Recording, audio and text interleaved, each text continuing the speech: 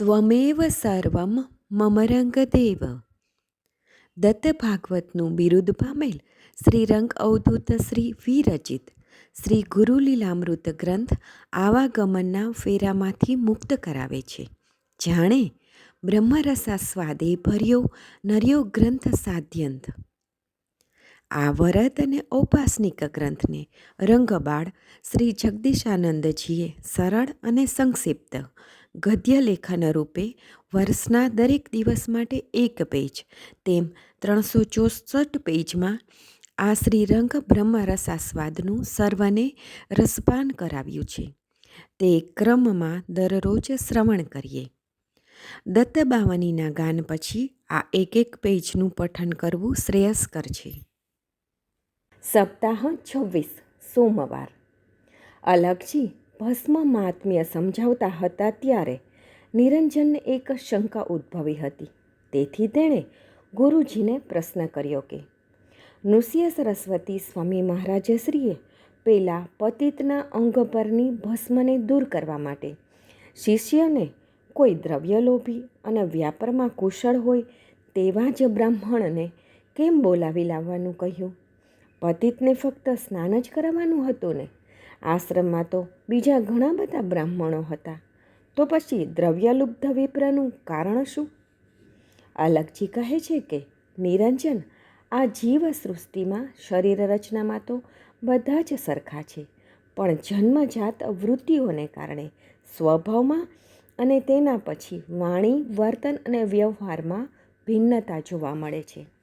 અહીં દ્રવ્યલુબ્ધ બ્રાહ્મણની વાત કરવામાં આવી છે. જે માણસમાં લોભવૃત્તિ હોય તે તેના પોતાના માટે પણ કશું વાપરી શકતો નથી અને અન્યને માટે પણ વાપરી શકતો નથી. એટલે લોભ તથા ઈર્ષાવૃત્તિને કારણે એ બીજાનું ક્યારેય સારું કરી શકતો નથી અને અન્યની પાસે કરાવી શકતો પણ નથી.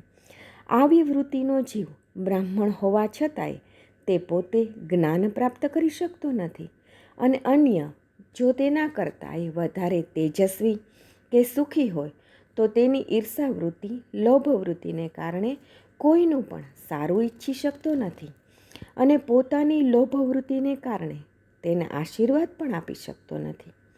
અર્થાત તેનું કલ્યાણ તો ન જ કરે અને વ્યાપાર વૃત્તિનું જીવન એટલે ત્યાં સગપણનું સાટું વાળી દે તેવી વૃત્તિ. વધારે આપવાની વૃત્તિ ક્યારેય થાય નહીં અને થશે પણ નહીં, કારણ કે તેનું લક્ષ્ય એકના બે કરવામાં જ હોય છે. આવી લોભવૃત્તિ, વાણિજ્ય વૃત્તિવાળા ઈર્ષાળુ, દ્વેષવૃત્તિ હોવાને કારણે તેમના આશીર્વાદ ફળતા નથી.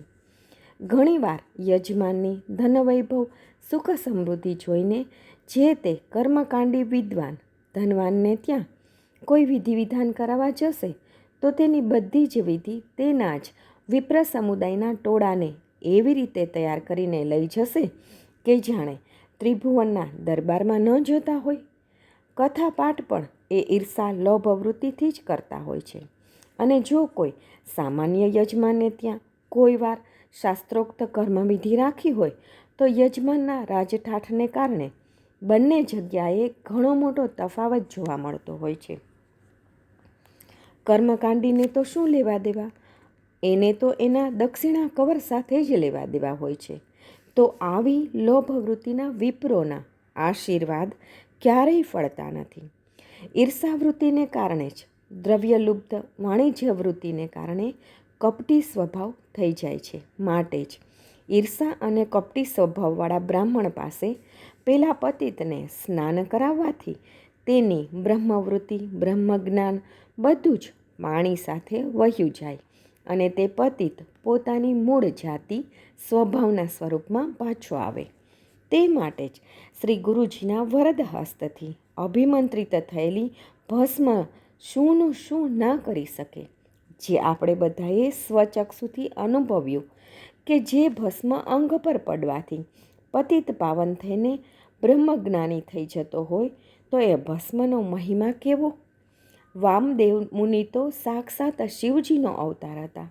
તેથી તેમના શરીર પરની ભસ્મ બ્રહ્મરાક્ષસને સ્પર્શતા જ જો બ્રહ્મરાક્ષસ બ્રહ્મજ્ઞાની બની જઈને સ્વર્ગના દ્વારે વિમાનમાં બેસીને પહોંચી શકતો હોય, તો આપણને પણ જો ભસ્મ સ્પર્શ થઈ જાય તો શુંનું શું ન થઈ શકે? જે ભસ્મ દેવોને પણ પ્રિય હોય છે, માટે જ ભસ્મધારી ભૂદેવ જીવાત્મા દેવને પ્રિય લાગે છે. બીજું વિધાન એવું પણ છે કે ભસ્મ એટલે રાખોડી. એ આ દેહ ક્ષણભંગુર છે, તે પણ અંતે બળીને રાખ જ થવાનો છે. માટે પલે પલ શરીરની આસક્તિને મારવા માટે ભસ્મ ધારણ કરતો હોય છે, જેથી પાપકર્મ અટકી જતા હોય છે. અને પાપકર્મ થઈ ગયા હોય તો કોટી પાપ દૂર થઈ જાય છે. ભસ્મનો મહિમા ઘણો અગાધ અને અવર્ણનીય છે. ભસ્માંકિત નર જે જગે, ત્યજો દૂરથી દેહ, શિવ ભક્તો એ નિશ્ચયે કૈલાસાર્હ સદેહ. શ્રી ગુરુ લીલામૃત અધ્યાય 83 દોરો 98. અવધૂત ચિંતન શ્રી ગુરુદેવ દત્ત.